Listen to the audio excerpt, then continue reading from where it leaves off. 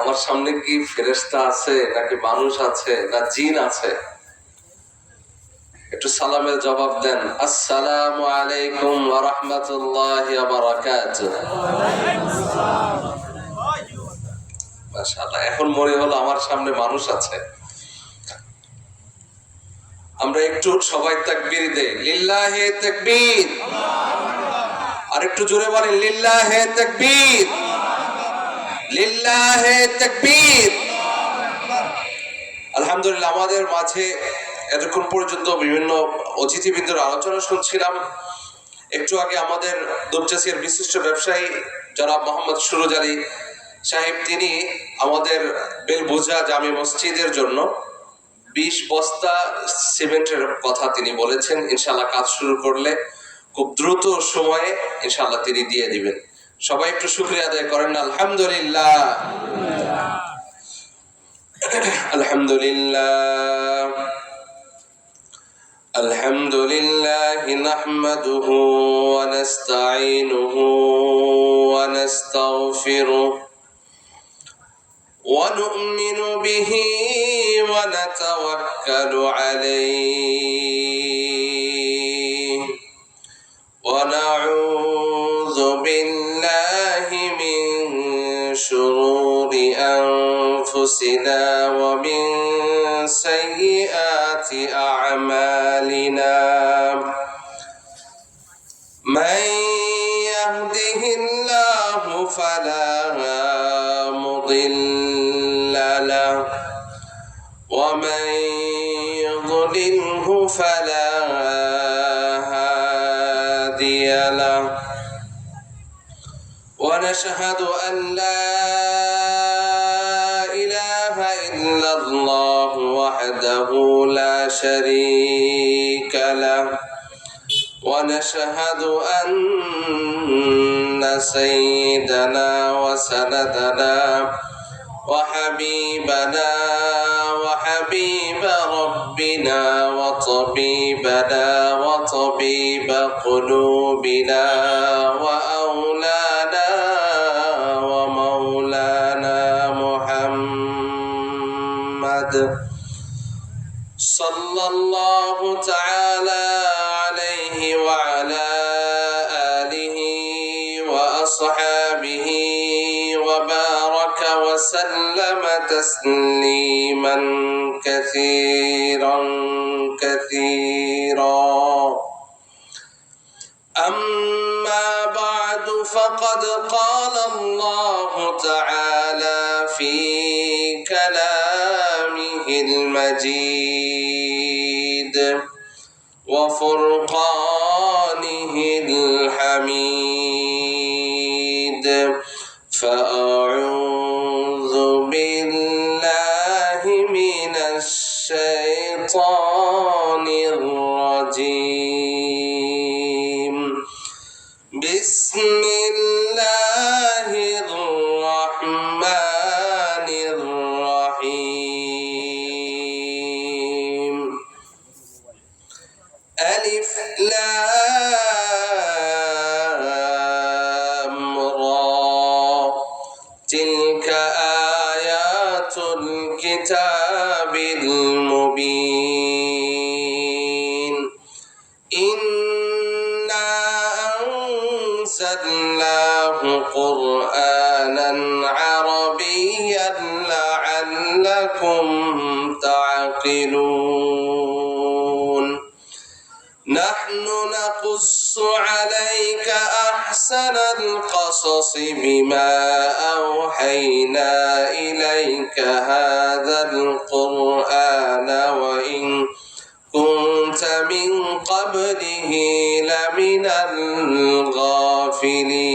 الغافلين. صدق الله العلي العظيم.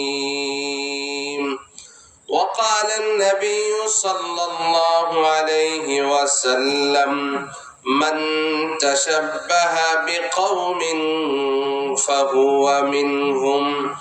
وقال جل وعلا في شان حبيبه: إن الله وملائكته يصلون على النبي يا أيها الذين آمنوا صلوا عليه وسلموا تسليما সকলে জবান খুলে দরুদ ইব্রাহিম পড়ি আল্লাহুম্মা সাল্লি আলা মুহাম্মাদ ওয়া আলা আলি মুহাম্মাদ কামা সাল্লাইতা আলা ইব্রাহিম ওয়া আলা আলি ইব্রাহিম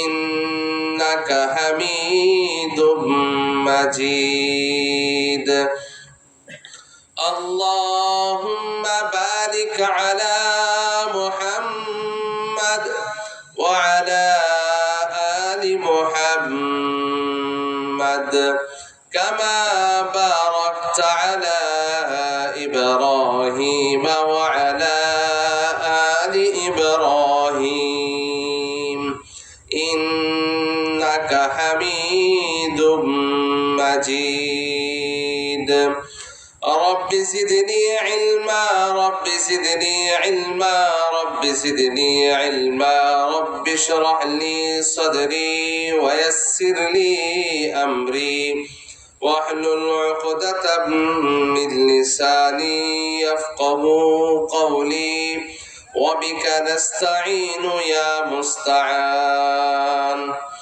سبحانك لا علم لنا إلا ما علمتنا إنك أنت العليم الحكيم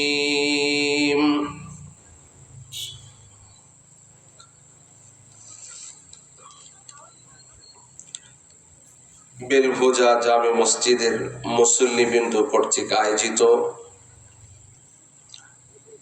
11তম তাফসীরুল কোরআন মাহফিলের উপস্থিত আছেন জনাব মোহাম্মদ আজহার আলী, অবসরপ্রাপ্ত নেস্কো কর্মচারী, বেলভোজা দুপচাচিয়া। সহ সভাপতি জনাব আলহাজ মোহাম্মদ জাহাঙ্গীর আলম, বিশিষ্ট ব্যবসায়ী, বেলভোজা। এছাড়াও আজকে একটু আগে আমাদের মাঝে কথা বললেন প্রধান অতিথি জনাব মোহাম্মদ মোয়াজ্জেম হোসেন, চেয়ারম্যান দুপচাচিয়া সদর ইউনিয়ন পরিষদ। আমাদের মাঝে উপস্থিত আছেন আন্তর্জাতিক খ্যাতি সম্পূর্ণ মুফাসসিরে কোরআন, আজকের প্রধান আলোচক হাফেজ মাওলানা মোহাম্মদ আবু রায়হান আবরার হাফিজাহুল্লাহ তাআলা ওয়া রাআ। এছাড়াও আমার ডাইনে বামে উপস্থিত অতিথিবৃন্দ এবং অত্র জামে মসজিদের সম্মানিত খতিব সাহেব হাফিজাহুল্লাহ তাআলা, আমার সামনে অত্র এলাকার মুরব্বিয়ান ইকরাম, যুব সমাজ, তরুণ এবং পর্দার আড়ালের মা ও বোনেরা, সকলকে জানাই আন্তরিক অভিনন্দন এবং মোবারকবাদ। আপনারা সবাই কেমন আছেন? আরেকটু জোরে শুকরিয়া আদায় করেন না? আলহামদুলিল্লাহ। আলহামদুলিল্লাহ। সমস্ত তারিফ আর প্রশংসা সেই মহান রব্বুল আলামিনের দরবারে, যে মহান রব্বুল আলামিন আমাদেরকে 2024 সালের শেষের আগের রাত্রে দিনই একটি মজলিসে বসে দিনই কথা বলা এবং শোনার জন্য তৌফিক দিয়েছেন। এজন্য রব্বে কারীমের দরবারে অন্তরের অন্তঃস্থল থেকে জবান খুলে কালিমাতুশ শুকর আদায় করছি আলহামদুলিল্লাহ। এবং লাখো কোটি দরুদ ও সালাম মানবতার মুক্তির দূত আকায়ে নামদার তাজেদারে মদিনা আহমদে মুস্তফা মুহাম্মদে মুস্তফা সকলে পড়ি সাল্লাল্লাহু আলাইহি ওয়াসাল্লামের উপর। সম্মানিত উপস্থিতি, আজকের মাহফিলের নাম ঘোষণা করা হয়েছে তাফসীরুল কোরআন মাহফিল। মাহফিলের নাম কি? মাহফিল তাফসীরুল কোরআন। কথা বলেন সবাই, খালি বক্তায় কথা বলবে, আপনারা একটু কথা বলেন। আজকের এই অনুষ্ঠানের নাম কি? তাফসীরুল কোরআন মাহফিল। একটু সবাই জোরে বলেন না, আজকের অনুষ্ঠানের নাম কি? তাফসীরুল কোরআন মাহফিল। সুতরাং তাফসীরুল কোরআন মাহফিলের ভিতরে কোরআনেরই তাফসীর শুনবেন নাকি বলেন? হ্যাঁ। আমার ব্যক্তিগত কোনো কথা শুনবেন? না। আমার ব্যক্তিগত কথা শোনার জন্য এই শীতের ভিতরে কষ্ট করে খেড়ের উপরে বসে আছেন? না। কথা বলেন। কথা শুনবেন কিসের? কোরআনের। কিসের কথা? কোরআনের কথা। কোরআনের কথা। এই জন্য কোরআনের কথা ইনশাআল্লাহ যতক্ষণ পর্যন্ত আলোচনা চলবে সবাই থাকার জন্য রাজি আছি তো ইনশাআল্লাহ? সবার শক্তি সাহস আছে তো ইনশাআল্লাহ? আমরা একটু শক্তি সাহস নিয়ে, আমাদের এলাকায় অনেক মুসল্লিয়ান একরাম আছেন, অনেক মুসলমান তরুণ আছেন, যুবক আছেন, বৃদ্ধ আছেন, বাবারা আছেন, সবাই যেন আমাদের প্যান্ডেলের ভিতরে চলে আসেন। এই জন্য তাদেরকে আমরা আহ্বান জানাই, একটু তাকবীর ধ্বনি দিয়ে আকাশ বাতাসকে জানিয়ে দিতে চাই আমরা বেলভুজা জামে মসজিদের উদ্যোগে তাফসীরুল কোরআন মাহফিলে উপস্থিত হয়েছি। তাকবীর দেওয়া যাবে তো ইনশাআল্লাহ? একটু সবাই তাকবীর দিয়ে বলেন লিল্লাহে তাকবীর। আর একটু জোরে বলেন লিল্লাহে তাকবীর। আল কোরআনের আলো। ঘরের দিন শেষ, এখন বলেন সংসদে জালো। আল কোরআনের আলো। সবাই বলেন আল কোরআনের আলো, আল হাদিসের আলো। লিল্লাহে তাকবীর।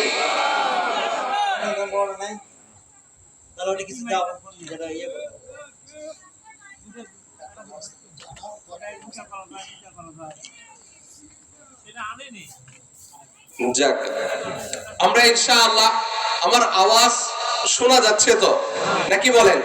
জি আলহামদুলিল্লাহ। আমি আমাদের দুপচাচিয়া উপজেলা মডেল মসজিদে যারা হয়তো সালাত আদায় করেছেন, জুমার সালাত আদায় করেছেন, আমাকে চেনেন। আমাকে যখন মাহফিলের কথা বলা হয়েছে আমি বলেছি আমি সরল সহজ সাধারণ ভাষায় কথা বলি। অনেক বক্তা আছেন মাশাআল্লাহ, খুব সুন্দর সুমধুর সুরে কথা বলেন। আমাদের হয়তো প্রধান বক্তা আছেন, খুব সুন্দরভাবে কথা বলেন। আমি একদম গ্রামের সাবলীল ভাষায় কথা বলি এবং আল্লাহর কাছে দোয়া করি ইনশাআল্লাহ এই অল্প সময় বসা, আমরা যে এখানে বসেছি, যারা আয়োজক আছেন তাদের আয়োজনের যে উদ্দেশ্য, আমরা কিছু শিখতে পারি, আমাদের রুহের যেন খোরাক কিছু পাই। তো ইনশাআল্লাহ চেষ্টা করব আমরা এই আলোচনা থেকে 1 ঘন্টা 1.5 ঘন্টা যতটুকু সময় আছে এই সময় আলোচনা থেকে আমরা কিছু শিখবো, কিছু গ্রহণ করব। আল্লাহ তাআলা আমাদের সকলকে তৌফিক দান করেন, সকলে বলেন আমিন। সম্মানিত উপস্থিতি, আপনাদের সামনে কোরআনে কারীম থেকে একটি সূরা, সবচেয়ে সুন্দর একটি সূরার কয়েকটি আয়াত তেলাওয়াত করেছি। কোরআনের ভিতরে সূরার সংখ্যা 114টা। বলেন কোরআনের ভিতরে সূরার সংখ্যা কয়টা? 114টা। 114টা সূরার ভিতরে যতগুলো সূরা আছে এর ভিতরে আল্লাহ সুবহানাহু ওয়া তাআলা কিছু সূরা আছে যে সূরার ব্যাপারে আল্লাহ বলেছেন আমাদের মনের ভিতরে, আমাদের প্রত্যেকের শরীরে একটা জায়গা আছে যেটাকে বলা হয় রূহ, কলব। তেমনি ভাবে কোরআনের ভিতরে কিছু সূরা আছে যেটাকে বলা হয় রূহ এবং কলব বলা হয়। এমন 2টা সূরা কোরআনে। কয়টা সূরা? 2টা। একটার নাম হচ্ছে সূরা ইয়াসিন, আর একটার নাম হচ্ছে সূরা তাহা। কোরআনের ভিতরে এমন একটি আয়াত আছে যেটাকে উম্মুল কোরআন বলা হয়, উম্মুল কিতাব বলা হয়। বলেন তো সূরার নাম কি? উম্মুল কিতাব, উম্মুল কোরআন। আজকে শুনেন, আমাদের প্রত্যেকের মা আছেন না? কথা বলেন, আমাদের প্রত্যেকের মা আছেন না? আমাদের প্রত্যেকের মা আছেন। মা যদি না থাকতেন আমরা দুনিয়াতে আসতে পারতাম? মা না থাকলে দুনিয়াতে আসতে পারতাম? মা না থাকলে দুনিয়াতে আসতে পারতাম না। তাহলে মা হচ্ছে মূল। মা কি? কোরআনের মূল একটা সূরা আছে, উম্মুন মানে মা। উম্মুন শব্দের অর্থ মা। কোরআনের একটা সূরা আছে যেটাকে আল্লাহ রাসূল বলেছেন কোরআনের মা। এই সূরার নাম কি? মাশাআল্লাহ মাশাআল্লাহ বলছেন। সূরার নাম সূরা আল ফাতিহা। সূরার নাম কি? সূরা আল ফাতিহা। আজকে কোরআনের ভিতরে সবচেয়ে যে সূরাকে আল্লাহ রাসূল বলেছেন উত্তম সূরা, এবং এই সূরার ভিতরে যে ঘটনা উল্লেখ করেছেন ঘটনাকে সবচেয়ে উত্তম ঘটনা বলে আল্লাহ তাআলা নিজেই সার্টিফিকেট দিয়েছেন। সূরার নাম হচ্ছে সূরা ইউসুফ। সূরার নাম কি? সূরা ইউসুফ। আজকে আমরা সূরা ইউসুফ থেকে আলোচনা করব। ওমা তাওফীকি ইল্লা বিল্লাহ। সূরা ইউসুফের ভিতরে আল্লাহ সুবহানাহু ওয়া তাআলা বিশেষ একটি ঘটনা তুলে ধরেছেন। ঘটনা থেকে আমরা কয়েকটা শিক্ষা নিব। মানুষ যখন ঘটনা আসে, অ্যাক্সিডেন্ট হয়, বাবা মারা যায়, মা মারা যায়, ওই সময় দেখা যায় সর্বপ্রথম বাবা মা মারা যাওয়ার পরে কিছুদিন পর্যন্ত দেখা যায় প্রতিদিন মসজিদে যায়। কি বলেন? যায় না? যায় না? করোনার সময় মসজিদে যাওয়া যাবে না, কিন্তু মুসল্লির অভাব হয় না, ভয় কখন যেন মারা যায়। তো আল্লাহ সুবহানাহু ওয়া তাআলা সূরা ইউসুফের ভিতরে এমন একটি ঘটনা তুলে ধরেছেন যে ঘটনা থেকে আমরা শিক্ষা গ্রহণ করব। সাহাবায়ে কিরাম রিদওয়ানুল্লাহি তাআলা আলাইহিম আজমাইন আল্লাহ রাসূলকে আরজ করেছিলেন, ইয়া রাসূলুল্লাহ, অনেকদিন পর্যন্ত আমরা তেমন সুন্দর ঘটনা শুনিনি, আপনার কাছে একটি সুন্দর ঘটনা শুনতে চাই। ওই সময় আল্লাহ তাআলা সূরা ইউসুফ নাজিল করে বললেন, সূরা ইউসুফ এমন একটি নবীর ঘটনা বলা হয়েছে, আলোচনা করা হয়েছে, যে নবীর শুরু থেকে নিয়ে শেষ পর্যন্ত বেশ কয়েকটা শিক্ষা পাওয়া যায়। এর ভিতরে একটা শিক্ষা হচ্ছে ট্র্যাজেডি, জুলুমের শিকার হয়েছেন। এর ভিতরে শিশুকাল, একজন নবীর শিশুকাল আছে, এবং এই সূরার ভিতরে একজন নবীর শিশু অবস্থায় নির্যাতনের চিত্র উঠে এসেছে।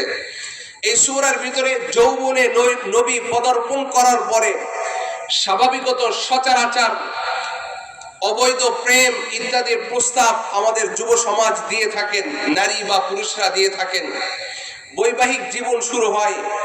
এমন একজন নবীর কথা ইউসুফ, সূরা ইউসুফের ভিতরে ইউসুফ নবীর বৈবাহিক জীবন এর কথাও চলে এসেছে। সর্বশেষ সূরা ইউসুফের ভিতরে শুরুতে যেই কথা বলেছিলেন, ইউসুফ আলাইহিস সালামের জন্মের পরে প্রথম কথা, এবং সর্বশেষ এসে জন্মের পরের যে প্রথম কথাগুলো ছিল সেই কথাগুলো দিয়েই আল্লাহ তাআলা সূরা ইউসুফকে শেষ করেছেন। সম্মানিত উপস্থিতি, তাই বলছে সূরা ইউসুফের ভিতরে প্রথম হযরত ইউসুফ আলাইহিস সালামের বাবার নাম ইয়াকুব। ইউসুফ আলাইহিস সালামের বাবার নাম কি? ইয়াকুব আলাইহিস সালাতু ওয়াস সালাম। ইয়াকুব আলাইহিস সালাতু ওয়াস সালামের বাবার নাম ইসহাক আলাইহিস সালাতু ওয়াস সালাম। ইসহাক আলাইহিস সালাতু ওয়াস সালামের বাবার নাম ইব্রাহিম আলাইহিস সালাতু ওয়াস সালাম। ইব্রাহিম আলাইহিস সালাতু ওয়াস সালামের বাবার নাম তারিক অথবা আজর বলা হয়েছে। তো যাই হোক, হযরতে ইউসুফ আলাইহিস সালাতু ওয়াস সালাম যখন জন্মগ্রহণ করেন, কিছুদিন পরে ইউসুফ আলাইহিস সালামের মার নাম রাহিল অথবা রাহিলা পাওয়া যায়, রাহিল অথবা রাহিলা। জন্মগ্রহণের কিছুদিন পরে বাবার কাছে সন্তান খুব প্রিয় হয়ে ওঠে।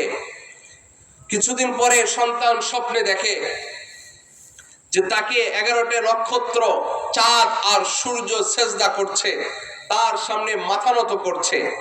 11টা নক্ষত্র, চাঁদ এবং সূর্য, মোট কত হলো? 13। কয়জন? 13 জন। 11টা নক্ষত্র, চাঁদ এবং সূর্য, সর্বমোট 13 জন তাকে সেজদা করছে। হযরত ইউসুফ আলাইহিস সালাম স্বপ্নে দেখলেন। স্বপ্ন দেখার পরে বাবার কাছে গিয়ে বলছেন, বাবা, আমি এমন স্বপ্ন দেখলাম।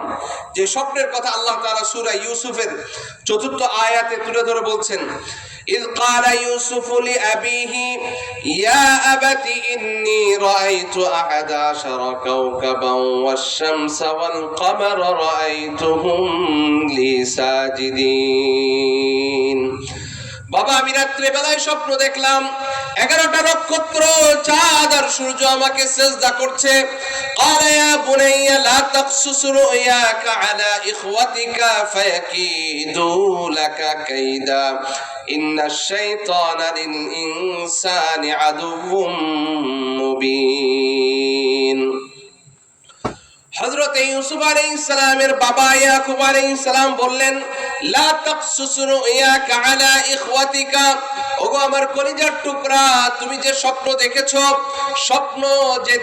স্বপ্নের কথা তোমার মনে লুকায়িত রেখো ফায়াকিদু লাকা কায়দা তোমার ভাইদেরকে বলো না যদি তোমার ভাইদেরকে বলো ফায়াকিদু লাকা কায়দা তোমার ভাই তোমার বিরুদ্ধে ষড়যন্ত্র করবে ইন্নাশ শাইতানা লিল ইনসানি আদুউম মুবিন তোমার ভাইরা ষড়যন্ত্র করার কারণ হচ্ছে নিশ্চয় শয়তান হচ্ছে মানুষের জন্য প্রকাশ্য শত্রু তোমাদের ভাইয়ের ভিতরে মিল থাকে না ভাই ভাইকে দেখতে পারে না এক ভাই এক গ্রামবাসী আর এক গ্রামবাসীকে দেখতে পারে না কারণ হচ্ছে অন্য কোনো কারণ নয় কারণ একটাই ইন্নাশ শাইতানা লিল ইনসানি আদুউম মুবিন শয়তান মানুষের প্রকাশ্য শত্রু তো হযরত ইউসুফ আলাইহিস সালামের বাবা যখন ইউসুফ আলাইহিস সালামকে বললেন ওগো আমার কলিজার টুকরা তোমার স্বপ্নের কথা তোমার ভাইদেরকে বলো না তোমার ভাইরা ষড়যন্ত্র করবে ইউসুফ আলাইহিস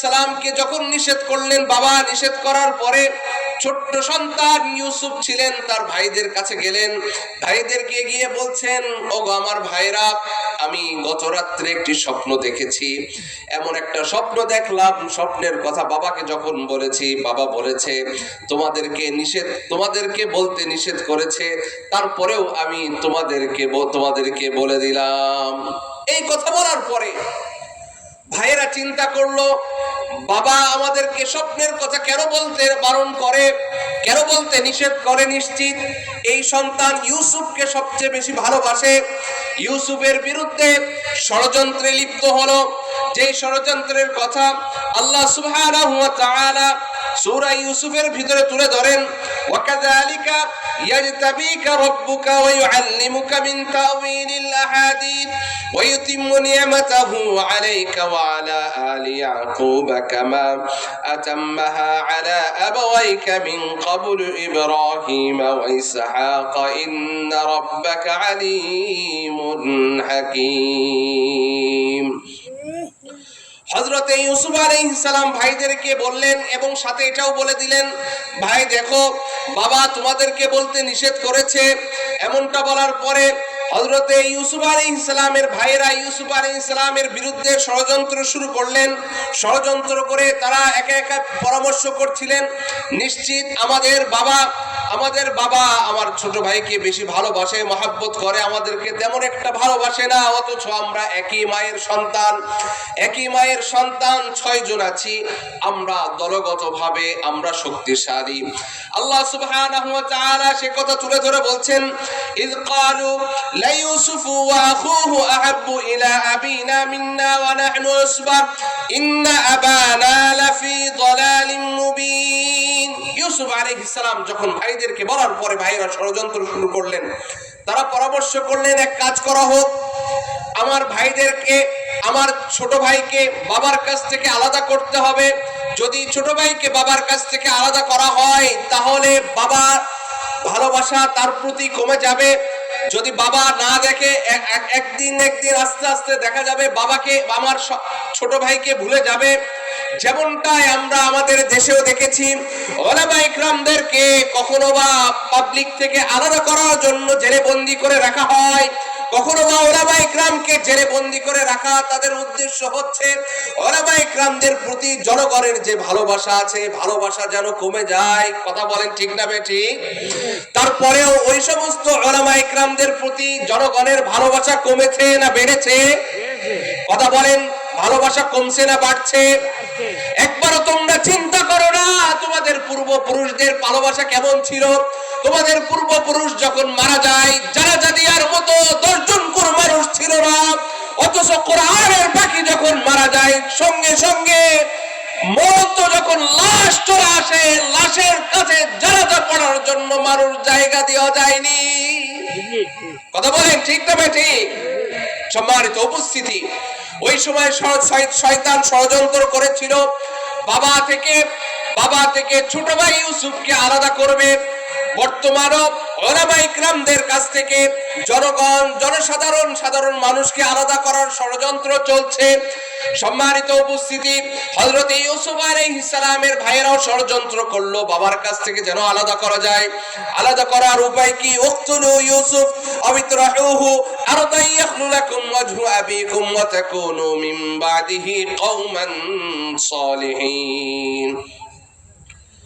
ওই সময় শয়তান তাদের মাথায় বুদ্ধি এঁটে দিল, কাজ করো, একটা কাজ করা যায়, উকতুলু ইউসুফ, তাকে ফাঁসির কাস্টে ঝুলাও, তাকে হত্যা করো,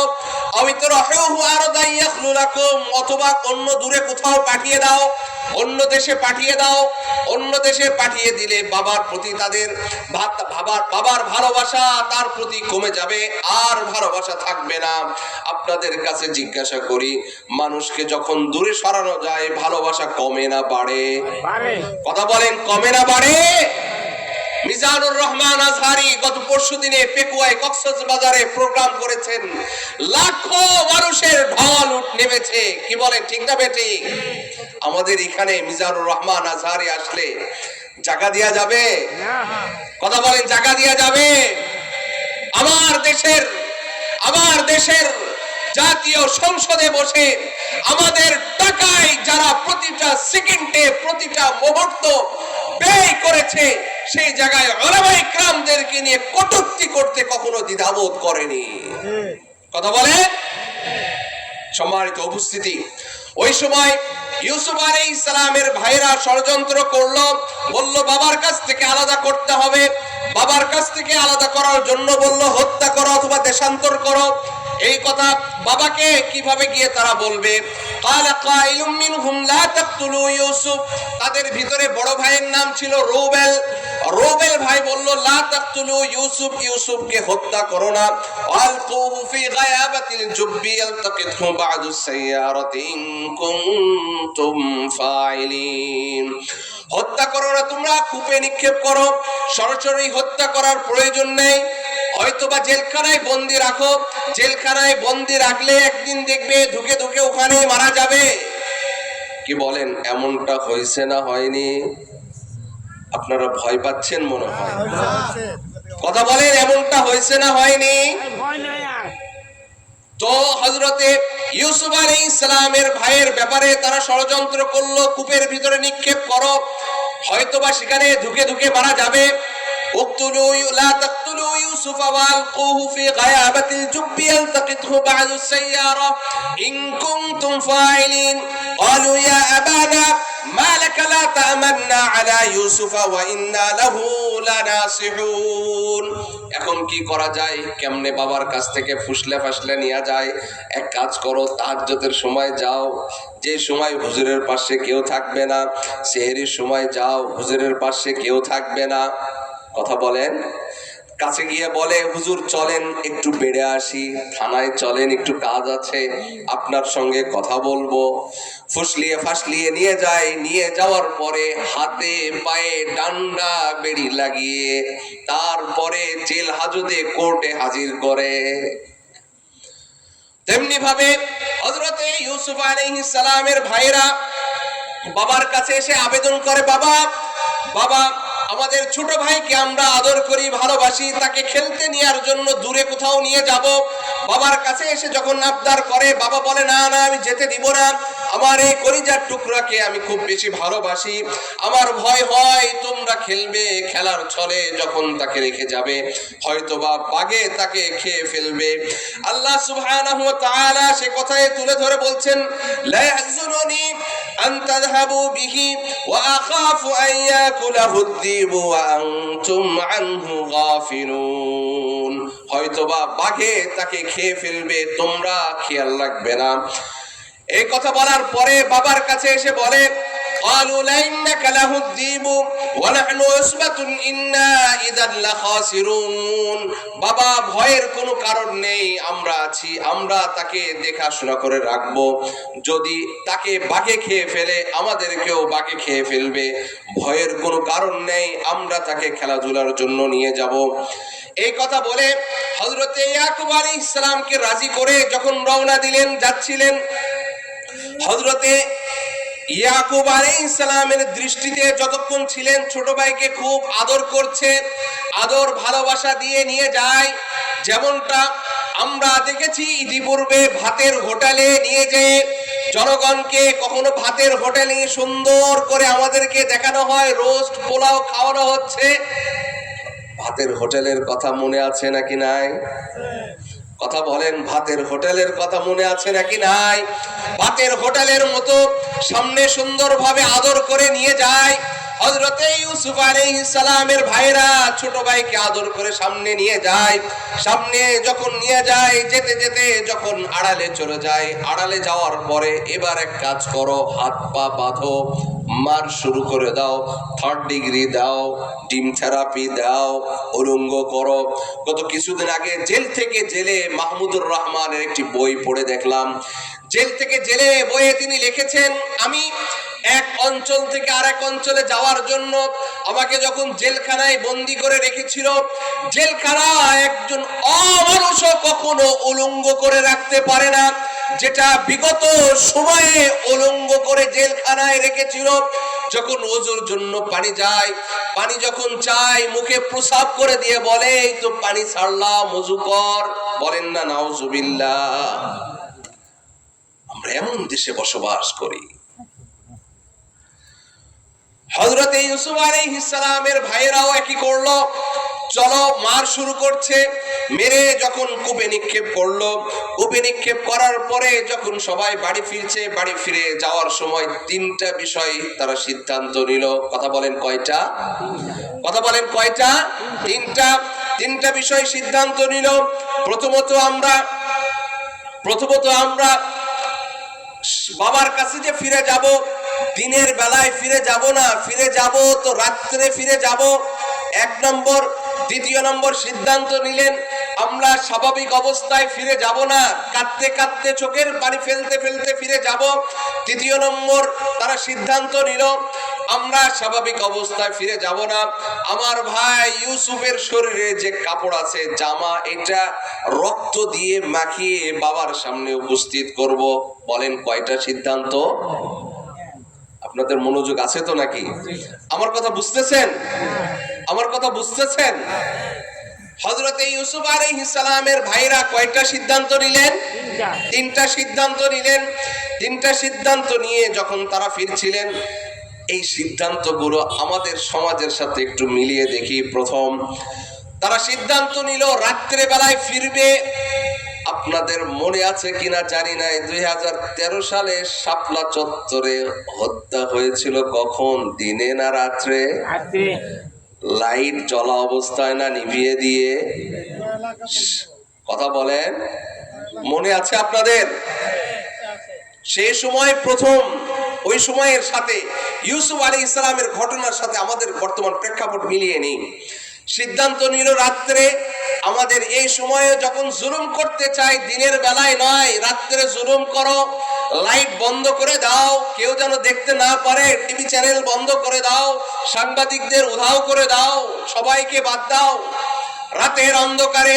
3 নম্বর, ইয়াবকুন, কেঁদে কেঁদে চোখের পানি ফেলে, যখন কোন জুলাইয়ের বিপ্লব বলেন, অগাস্টের বিপ্লব বলেন, অথবা যদি কখনো ক্রস ফায়ারে যে কেউ মরার পরে, আমরা এমনও দেখেছি আমাদের নেতা নেত্রী ক্যামেরার সামনে আসার সাথে সাথে চোখ দিয়ে পানি ঝরে।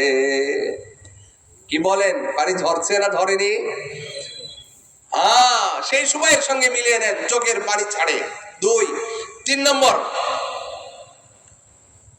রক্ত জামা নিয়ে, রক্ত মাখা জামা নিয়ে সামনে উপস্থিত করে।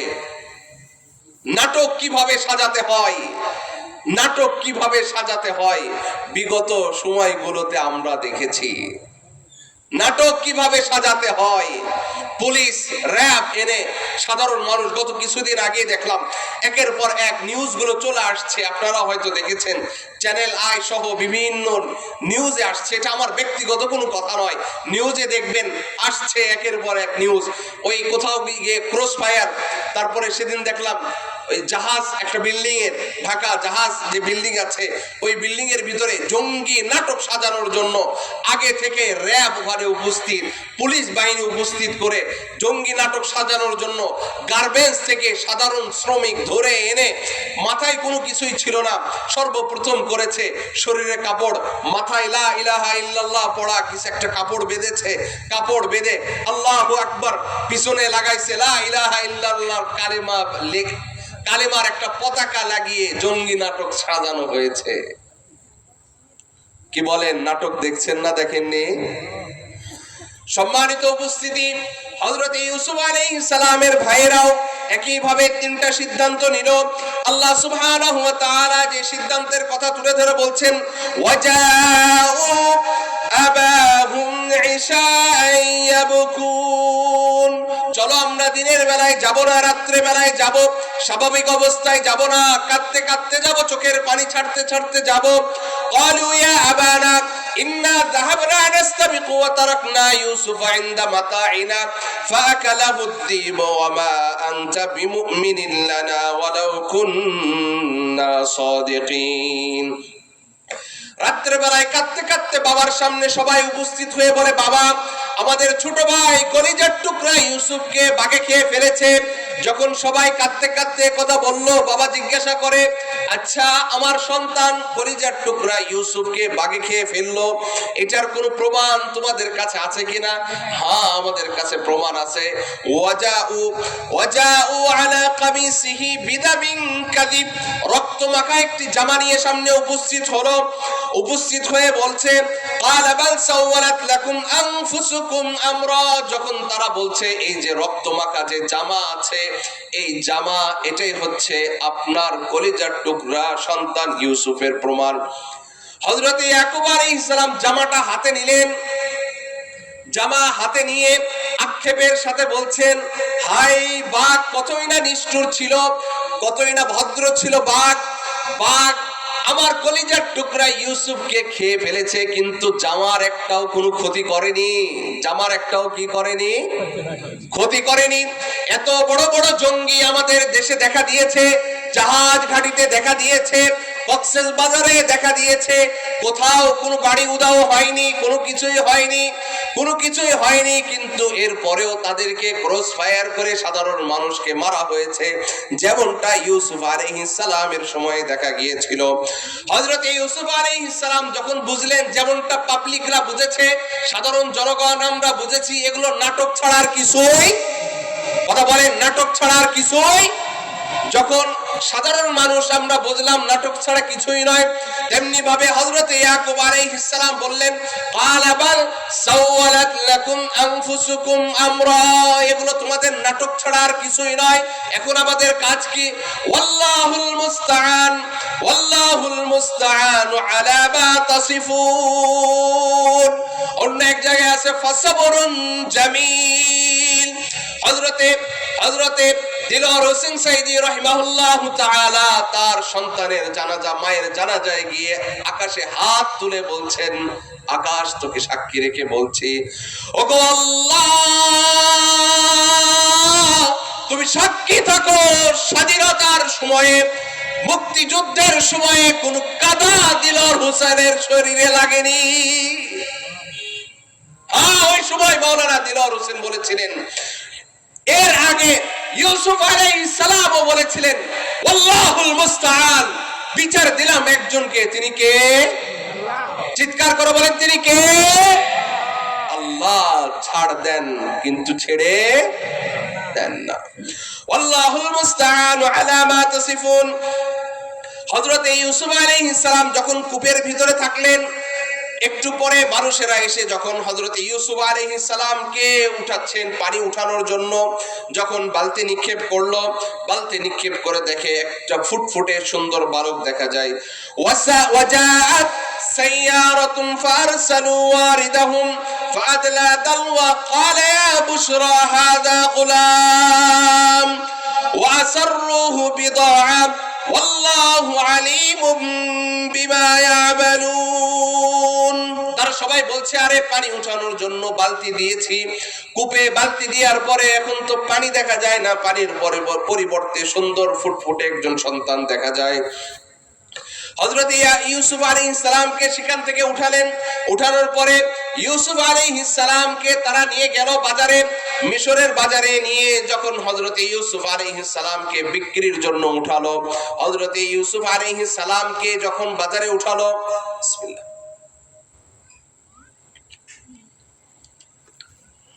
আলহামদুলিল্লাহ, হযরত ইউসুফ আলাইহিস সালামকে যখন বাজারে উঠালো, একই বাজারে মিশরের তৎকালীন খাদ্যমন্ত্রী অথবা অর্থমন্ত্রী, নাম হচ্ছে ইতফির। নাম কি বলেন? বলেন, সবাই বলেন, ইতফির। ইতফির সেখানে উঠলো, বাজারে দেখে সুন্দর ফুটফুটে বালক দেখা যায়। হযরতে ইউসুফ আলাইহিস সালামকে ক্রয় করার জন্য অল্প কিছু টাকা দিয়ে হযরতে ইউসুফ আলাইহিস সালামকে কিনে নিলেন। আল্লাহ সুবহানাহু ওয়া তাআলা সে কথাই তুলে ধরে বলছেন, ওয়াশারাউহু বিতামানিন বাসিন দারাহিমা মা'দুদা ওয়া কানু ফীহি মিনাজ জাহিদিন। হযরতে ইউসুফ আলাইহিস সালামকে অল্প কিছু টাকা দিয়ে ইতফির ক্রয় করে নিয়ে বাসায় গেল। বাসায় গিয়ে তার স্ত্রী জুলাইখাকে দিয়ে বলল, দেখো এই সুন্দর সন্তানকে পেলাম, এই সন্তানকে ভালো মতো দেখে শুনে রাখবে। وقال الذي اشتراه من مصر لامرأته أكرمي مثواه عسى أن ينفعنا أو نتخذه ولدا। তাকে সুন্দর করে দেখে শুনে রাখবে, আদর যত্ন করবে। আমরা নিঃসন্তান, আমাদের কোনো সন্তান নাই, একে সন্তান হিসেবে, বালক পুত্র হিসেবে আমি গ্রহণ করব। আমাদের যেহেতু সন্তান নাই, ভবিষ্যতে আমাদের কাজে আসবে, তাকে দেখে শুনে ভালো মতে যত্ন নিয়ে রাখবে। হযরতে ইউসুফ আলাইহিস সালামের ব্যাপারে যখন বললেন, জুলাইখা তাকে যত্ন নেয়।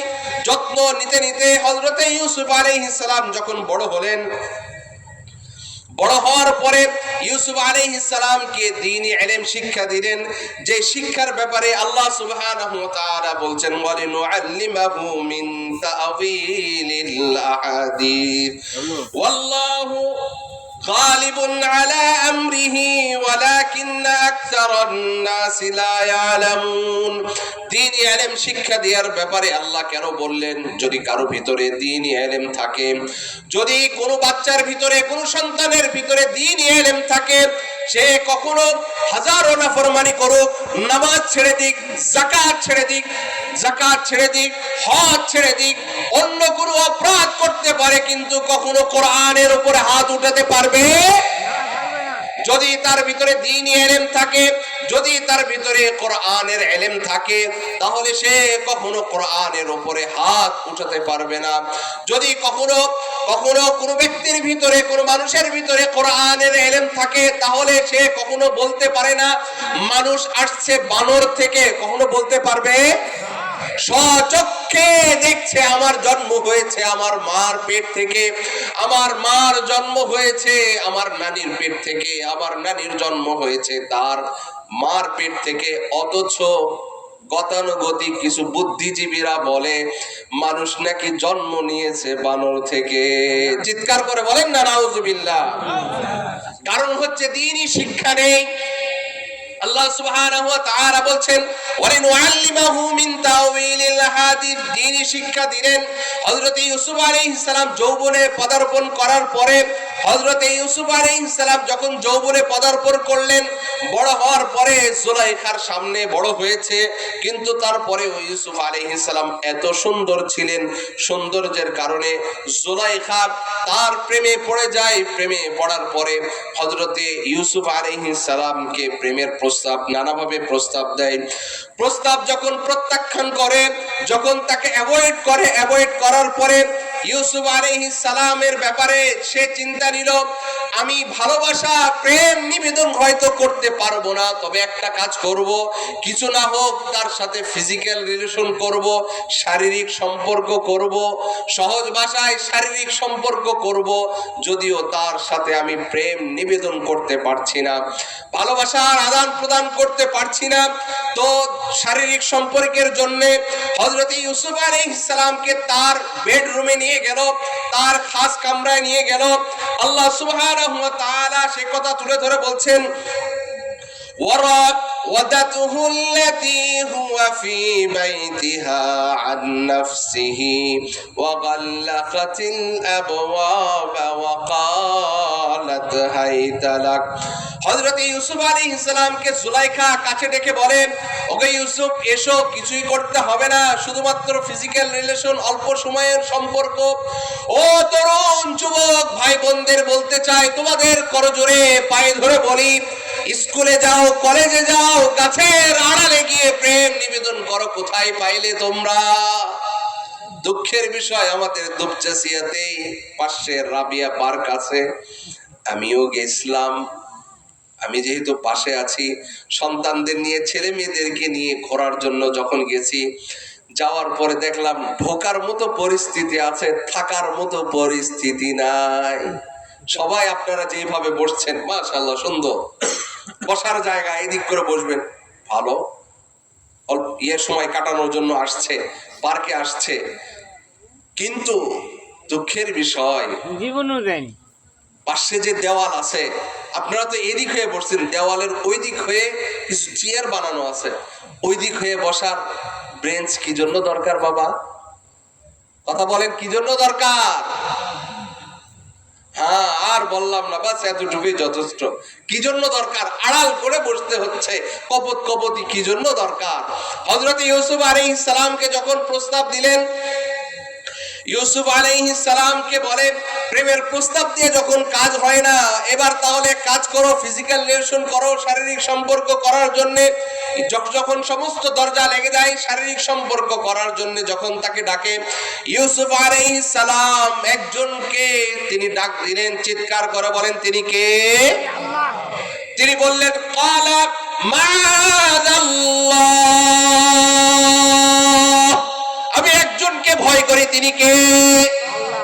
যদি আমরা ওই আল্লাহকে ভয় করতাম, যদি আমরা ওই আল্লাহকে ভয় করতাম, তাহলে আমাদের চেয়ারম্যান, আমাদের মেম্বার, আমাদের এমপি, মন্ত্রীদের বাড়ি বেগুম পাড়ায় হতো না। চিৎকার করে বলেন, ঠিক না বেটি? আমাদের অনেক সময় দেখা যায় চেয়ারম্যানের বাড়ি খাটের নিচে তেল, আমাদের আলহামদুলিল্লাহ মুয়াজ্জিন সাহেবের বাড়িতে এমনটা নাই, আমি জানি।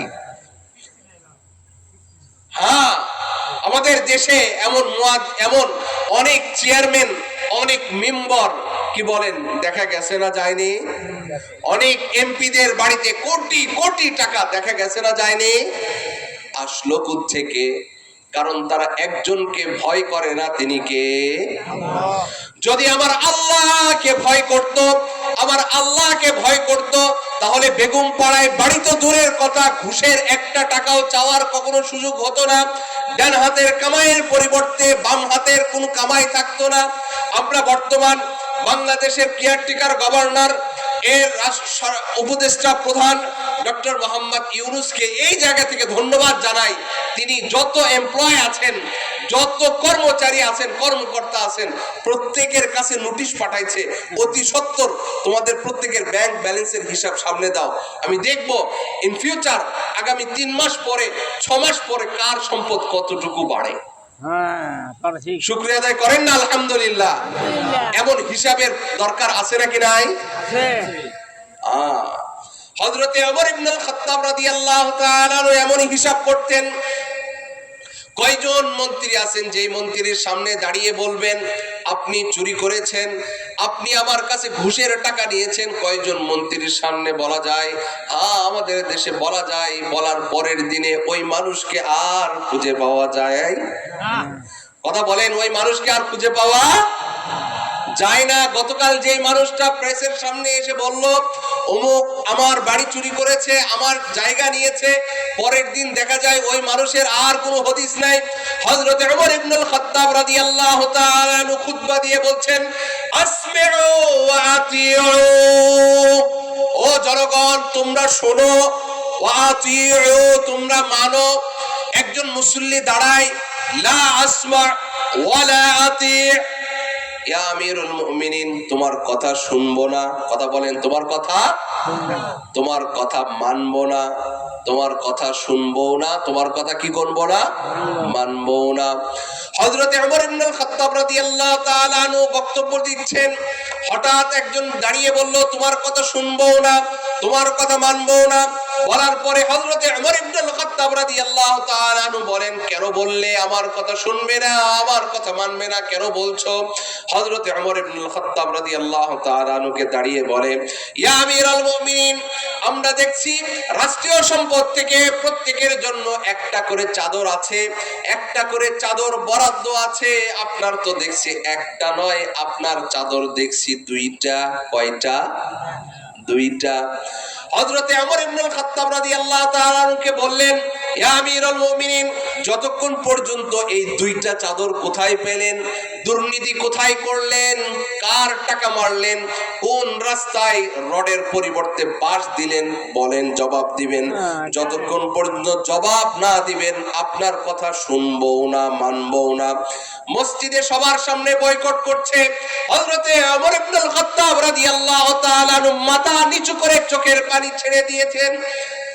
চোখের পানি ছেড়ে দিয়ে হযরত ওমর ইবনুল খাত্তাব বলেন, আরে কি বলছো, আমার জন্য একটা মাত্র চাদর ছিল, তবে আমার সন্তান আব্দুল্লাহর জন্য দুটা চাদর।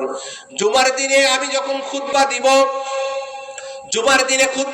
একটা চাদর দেখতে খারাপ লাগে, এজন্য আমার সন্তান কলিজার টুকরা আব্দুল্লাহ তার দুইটা চাদরের ভিতর থেকে একটা চাদর খুলে দিয়েছে, যেই চাদর আমি ওমর পরে আজকে তোমাদের সামনে খুতবা দিচ্ছি। চিৎকার করে বলেন আল্লাহু আকবার। এমন শাসক আমাদের সমাজে দরকার আছে নাকি নাই? এমন শাসক যদি দরকার থাকে, এজন্য চিৎকার করে বলে লিল্লাহে তাকবীর। আল কোরআনের আলো। আওয়াজ হচ্ছে না, একটু চিৎকার করে বলেন না, আল কোরআনের আলো। বলেন কোথায় জ্বালো, কোথায় জ্বালো? সংসদে যদি আল কোরআনের আলো জ্বলে, তাহলে আমরাও চেয়ারম্যানের সামনে, মন্ত্রীর সামনে দাঁড়িয়ে অকপটে বলতে পারবো, ও মন্ত্রী, গত কিছুদিন আগে তোমার বাবা গামছা বিক্রি করত, গত কিছুদিন আগে খাওয়ার জন্য চাল ছিল না, গত কিছুদিন আগে মাননীয় প্রধানমন্ত্রীর তুমি একজন সাধারণ কর্মচারী ছিলে, বাড়ির চাকর ছিলে, আজকে তুমি 400 কোটি টাকার মালিক কেমনে হও? যদি কোরআন কোথায় জ্বলে, কথা বলেন, কোরআন যদি কোথায় জ্বলে? হযরতে ইউসুফ আলাইহিস সালাতু ওয়াস সালাম কাকে ডাক দিয়ে বললেন? কার কাছে কাকে ডাক দিয়েছেন?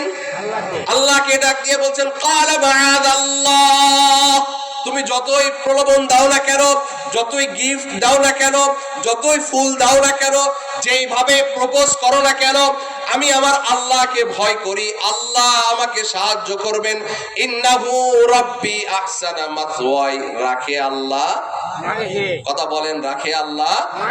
ইন্নাহু রাব্বি আহসানা মাথওয়াই ইন্নাহু লা ইউফলিহুজ জালিমুন, আল্লাহ আমাকে হেফাজত করবে।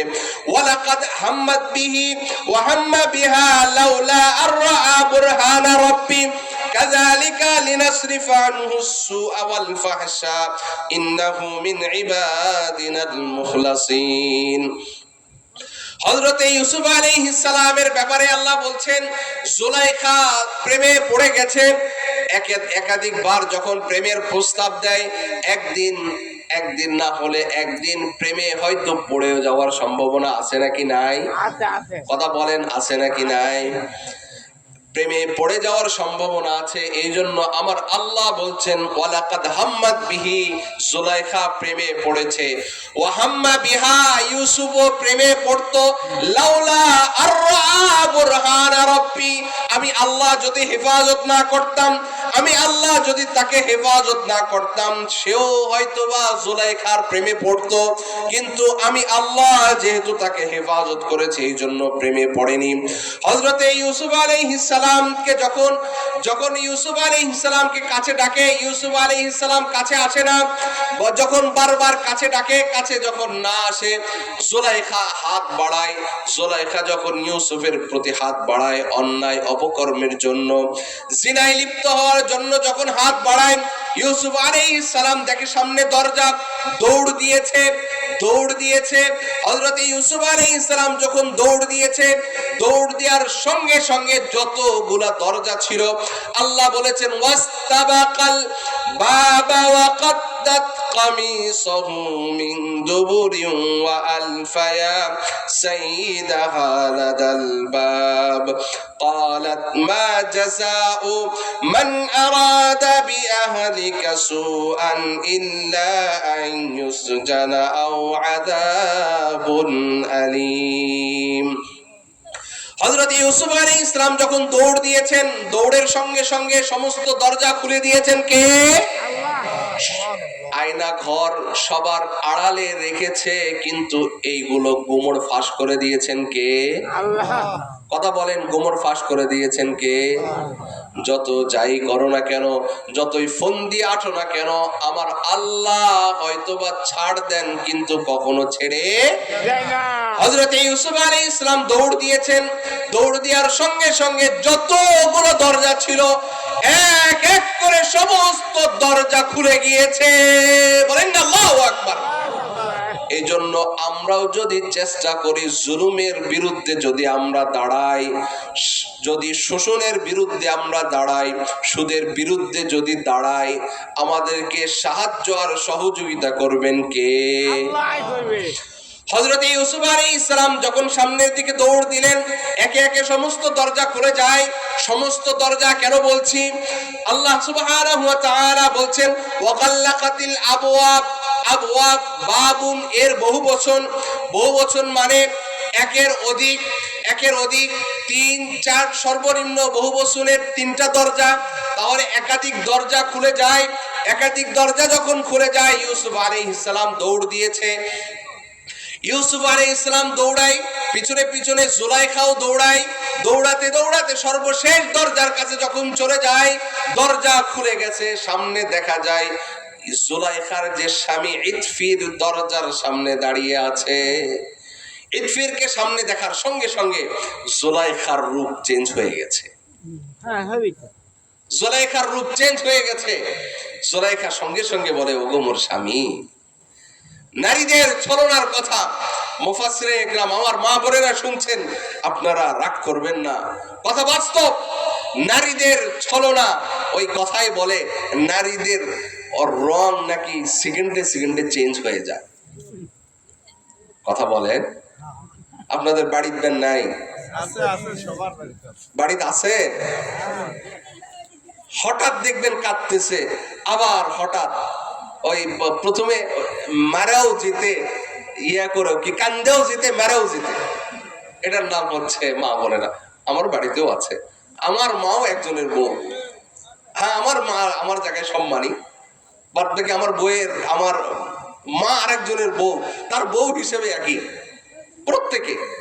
তো বলছিলাম ইউসুফ আলাইহিস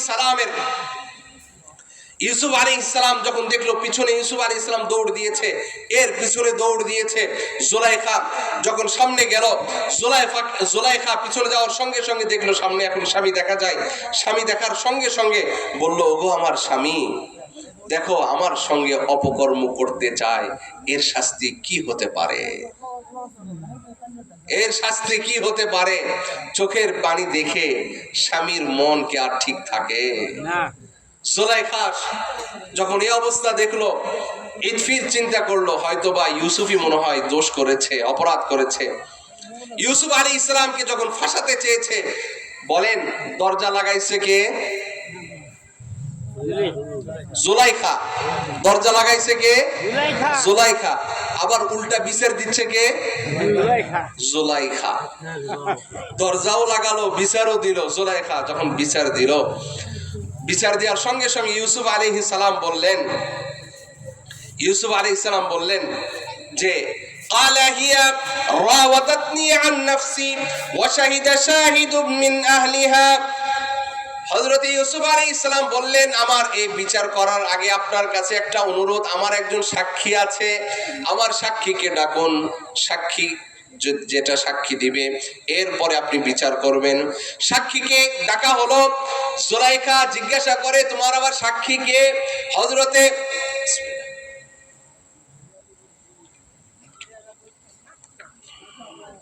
আলহামদুলিল্লাহ। ইউসুফ আলাইহিস সালাম বলেন, আমার সাক্ষী হচ্ছে তোমার কাজিনের মেয়ে আছে, তোমার মামাতো ফুফাতো বোনের একটা মেয়ে আছে, ছোট্ট বাচ্চা, নিয়ে আসো। ইতফির চিন্তা করলো, ঠিক আছে আনা হোক। সাক্ষীকে সামনে নিয়ে আসছেন। সামনে নিয়ে আসার পরে সাক্ষীর কাজ কি? অপরাধী কে এটা বলে দেয়া, নাকি বলেন ইউসুফ অপরাধী না নিরপরাধ এই কথা বলে দেয়া, এটা হচ্ছে সাক্ষীর কাজ। কিন্তু ছোট্ট শিশু বালক সে এই কথা বলেনি, বরং বাদশাকে বিচার শিখায়, মেম্বার চেয়ারম্যানকে বিচার শিখায়, মন্ত্রীকে বিচার শিখায়। উম্মতে মুহাম্মাদীর জন্য আদর্শ রেখে গেছেন। বিচার করবে কিভাবে? বিচার করবে সূরা ইউসুফ পড়ে। সূরা ইউসুফের অর্থ যদি কোনো মেম্বার পড়ে, কোনো চেয়ারম্যান পড়ে, কোনো মন্ত্রী পড়ে, কোনো রাষ্ট্রপ্রধান পড়ে, তাহলে বিচার করা তার জন্য পুরাটাই সহজ হয়ে যাবে। সুবহানাল্লাহ। কি বলেন, আমাদের নেতারা কোরআন পড়তে পারে? কোরআন পড়তে পারে? কোরআন যদি পড়তে পারতো তাহলে বিচার করতো কি দিয়ে? কোরআন দিয়ে। দুঃখের বিষয়, আমি এক ভদ্রলোক অফিসারের সঙ্গে ভালো সম্পর্ক আছে, ওখানে গেছি, জোহরের সালাত আদায় করেছি। বিসিএস ক্যাডার একজন বড় অফিসার, নাম বলছি না, আপনারা চিনবেন অনেকে।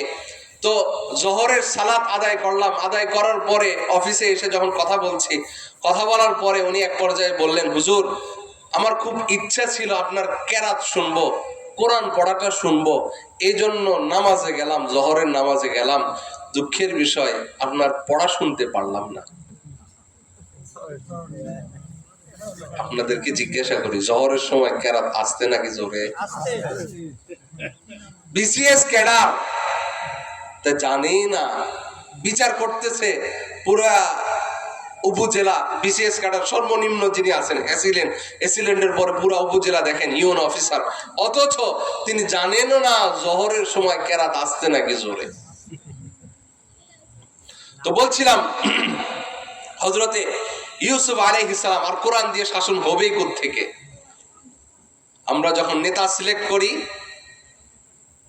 নেতা তো হওয়া দরকার ছিল আমার এলাকার ভিতরে, আমার মসজিদের সবচেয়ে যিনি খতিব হবেন, মাদ্রাসার সবচেয়ে বড় মুফতি যিনি হবেন, তিনি হবেন আমার এলাকার জন্য চেয়ারম্যান, তিনি হবেন মেম্বার। কিন্তু দুঃখের বিষয়, আমার হুজুরের জায়গা হচ্ছে একদম পিছনে। কথা বলেন, কথা বলেন, আমাদের হুজুরদের জায়গা এই জায়গা। তো বলছিলাম, ইউসুফ আলাইহিস সালাম, একটু সবাই তাকবীর দেন, লিল্লাহি তাকবীর। প্রধান বক্তার আগমন, প্রধান বক্তার আগমন।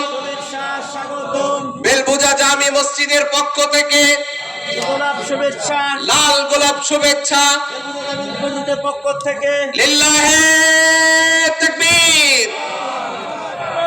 আল কোরআনের আলো, আল কোরআনের আলো, লিল্লাহি তাকবীর।